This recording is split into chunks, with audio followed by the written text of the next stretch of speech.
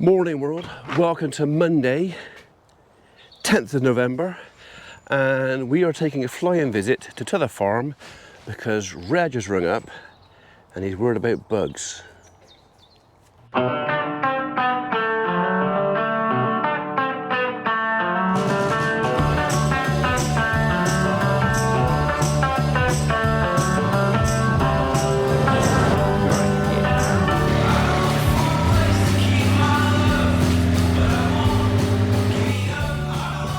Right, we've arrived.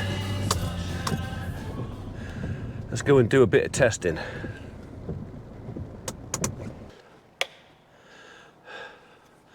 What was the problem, you ask? Well, the problem was, and I'll come clean, all right? I've already done this once today. I actually came over with Reg this morning. We've already done what we're about to do again now. The problem is, when I recorded it, the battery died in the camera. I didn't get half of it, so I got a quarter of a story. So I'm either going to reuse the bits I did this morning and add it to this, or start all over again and show you what we did and why we did it. Basically, we have to test that. And we'll need that. So the nub of the story is, Reg rang me this morning and said he'd spoken to couple of folks and there has been some samples going into the grain mills that have a bug problem, as in weevils. Bug activity is normally anything below 15 degrees centigrade crop temperature. Usually the bug activity is more or less nothing. Anything below 15, an advantage, a plus, but we are 16.9. Actually, that isn't quite the same as what we've got up there. So the mobile meter we've got up there, there's a 1 degree discrepancy. That says 15.9. This says 16.9. But that was when we tested it the other day. It was the same thing. So basically what we've got to do, we've got to make sure we've got no bugs, no weevil, no nasty in there.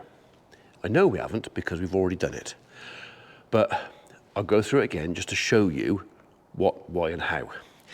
We will need this. This is a spear. If I twist the top, it opens up like that. So basically what we do is we plunge this down into the crop as deep as we can, open that, and then we get various different levels. Take different samples from different levels. That's what we're going to do. And then we're going to test those samples. Right, first job. Get our sample, which we are going to take from the top of the heap. Now, when we did this morning, we took a sample from over there, there, and there. I'm only going to do one, because I'm just showing you what we did. So I'm just going to take a sample right from the middle, because we can go up and look at the temperature gauge at the same time. Yes, I'm doing it in my shoes. And yes, this morning I had to empty my boots out and doing it. So seeing the crop moving like this is a good sign. There's no nasty, mouldy mat on top. So it looks clean. But if we're looking for bugs, chances are they're not going to be on the top. They'd be 10, 12 inches down. We know they're not in here because we've already tested, but yeah, right. Let's put our spear in. What do you reckon? About there. Spear goes down quite easy too. Twist. Close. Our samples are on there inside that tube. While we're here,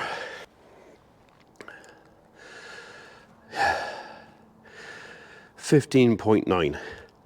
So like I said, it's a whole degree difference between these two probes here. Kind of depends how that's been calibrated, but I think I trust this one more than those. So it's still warmer than we want to be, but it's not terrible. Right, so now back down.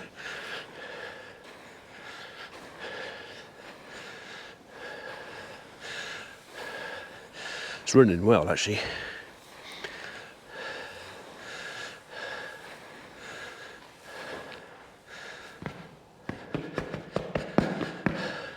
I didn't get much of my boots that time. Right then, now then, samples.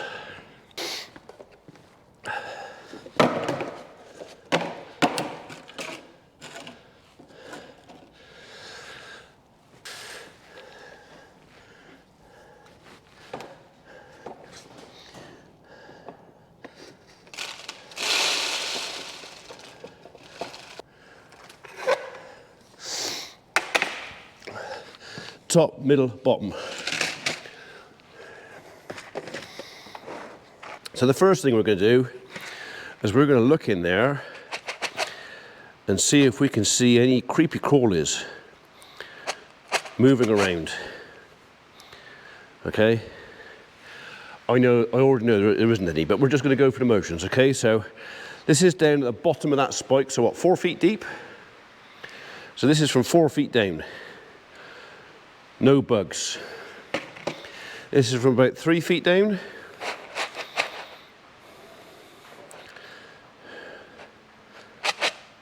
Nothing crawling about. No grains with holes in them. No chaff. No bugs. And then, of course, the top sample. Again, no bugs. So temperature, that says 16.9, that says 15.9. I think that's nearer. We would like to get down a degree, but we're waiting for a frost. What we want is some dry air, so quite a hard frost would be nice. We would then come over and put all the fans on and probably run the whole thing overnight on a frosty night, less likely to draw moisture into the grain if it's frosty, and literally one night with the fans on should drop us below that 1 degree, especially if it's freezing. Okay, next, we want to test for moisture. Like I said, I've already done this, so I kind of already know. But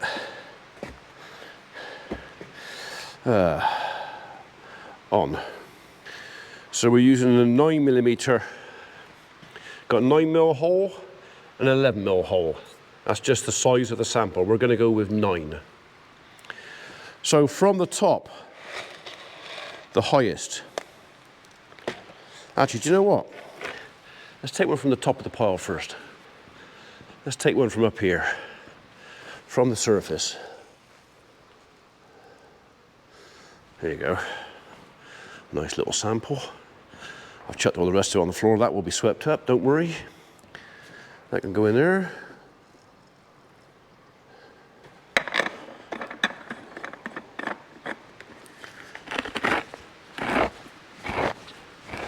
Doesn't sound that crunchy.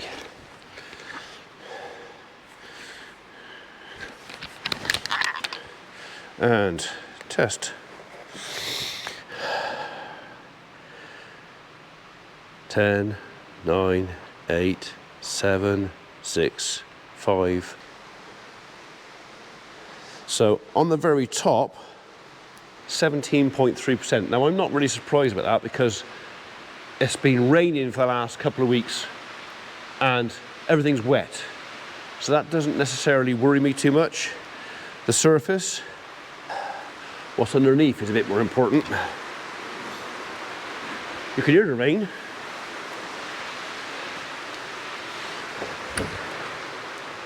And you can see it. It's piddling down out there. I was going to go and look at the cover crop. I've kind of changed my mind for a minute.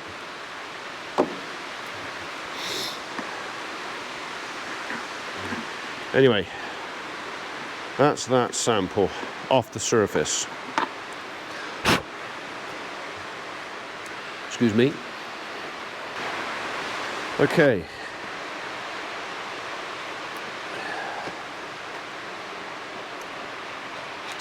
From the highest, 9.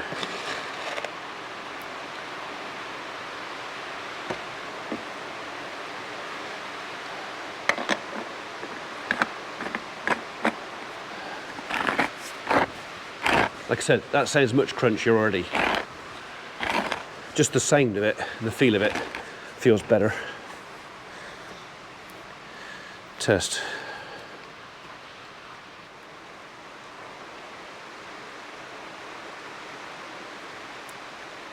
And we are on 13.9%. Big difference. Massive difference. 13.9. Actually, I'll take a quick photograph of that. That's the sort of picture we send off to the mill. Just go, we tested the crop, and this is what we found.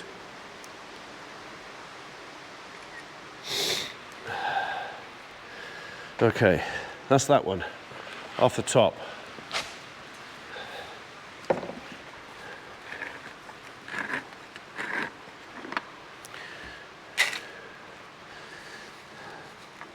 So the next sample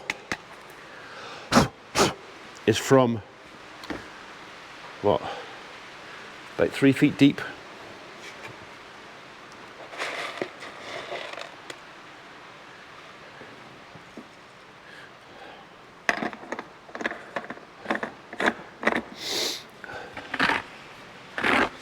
That sounds even crunchier.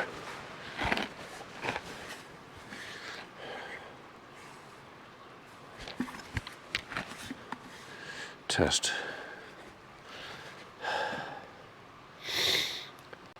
So this is the sort of thing we've got to do pretty much every month now, just to keep an eye on what's going on with the crop, as much as anything else, to make sure we've got no bug in it. That is also same level, 13.9. Anything under 15 is a pass.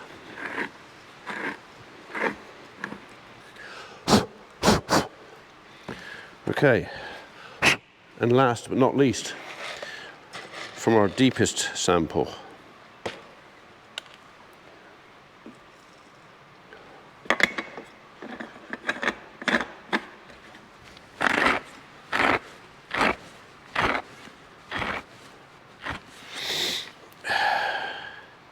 When we're grinding, we've got to make sure that that little dowel in there is touching the circle. That way we know we've ground it enough. Test. 4, 3, 2, 1, and we are on 13.5. So our moisture in the heap is okay. It's just on the very surface where the moist air is getting to it. So, and that's just basically absorbing from the atmosphere, I think. So that's one of the reasons we don't want to put the fans on now. We don't want to be sucking this moist air into the heap.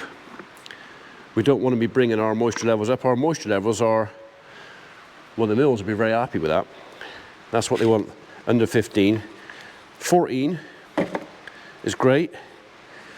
Under 14, not quite so good for me, because my weight will be down, and I'm paid on weight. So I wouldn't want it much less than that. But there you go. That is off. That can go in there. Tested. We are weevil and bug free. We are 1 degree above the temperature we'd like, but that's not too bad. And our moisture, spot on.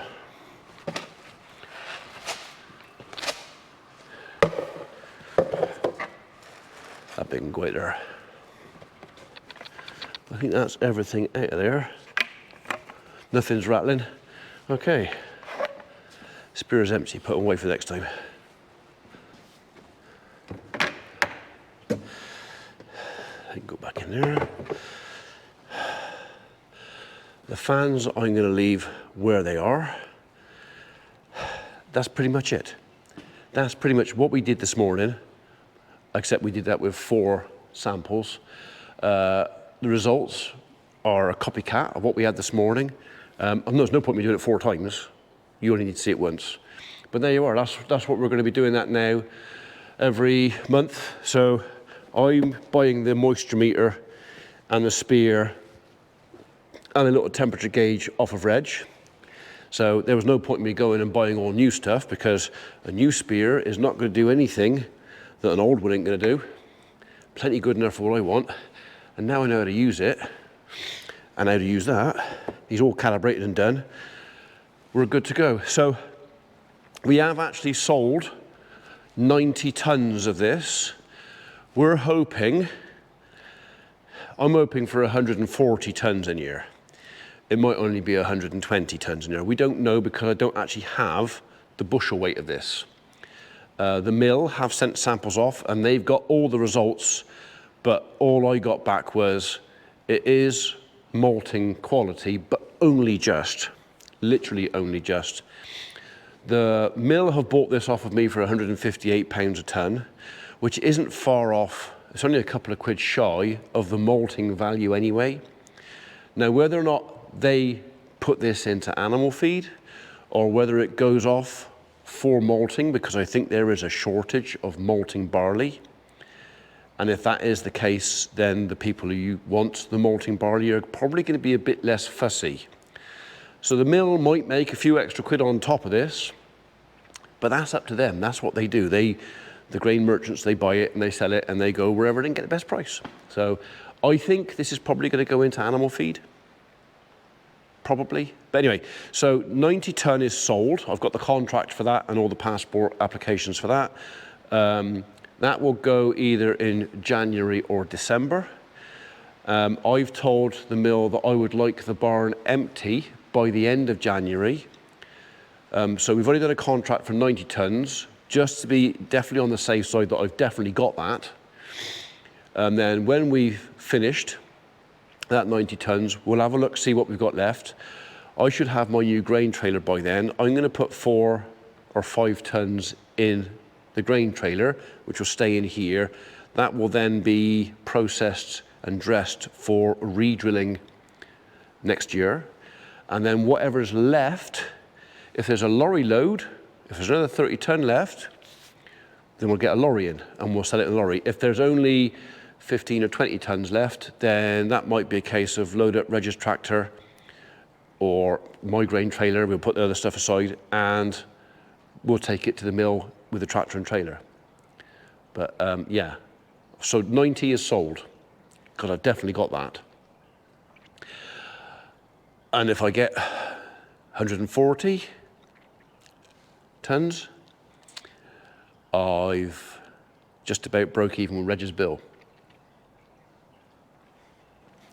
It's not been a great year, but at least I'll end up with no debt.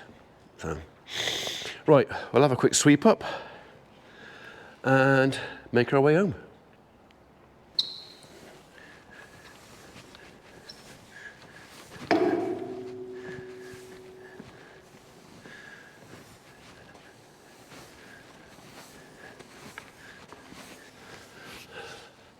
There's tidy.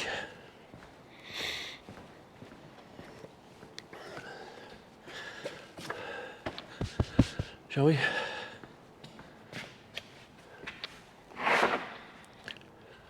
It has actually stopped raining for a minute, but I'm not wearing wellies and everything is soaked. But we will just have a quick wander down over there. Emma seems to think I got a couple of biggish turnips out here. I'm yet to find one. But yeah. Oh, I know.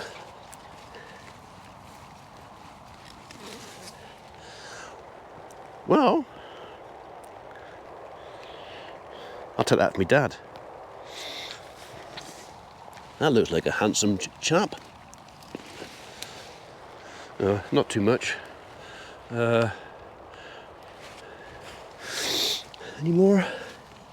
Any more big turnips? Oh, you look all right. That'll do. You can have them for his supper. And if we've got turnips that size now, give them another 3 or 4 weeks, and with the weather like it is, I mean, that's going to be quite a crop out there. It's already quite a crop out there. Yeah. I'll keep them fed, wouldn't it?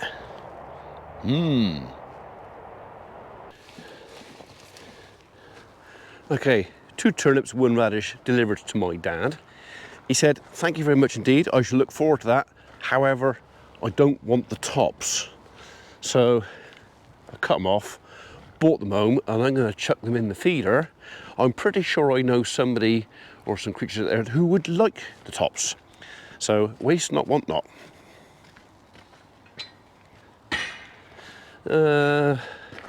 Right, they seem to have finished that bale in there, which means they've probably finished the rain bale down here too.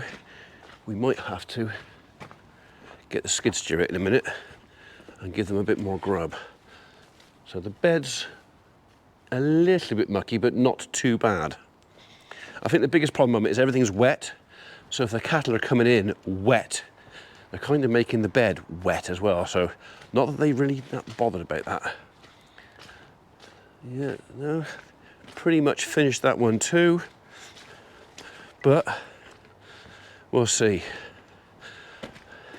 We'll have a bit on that side, a bit on that side, and some over there. How's that?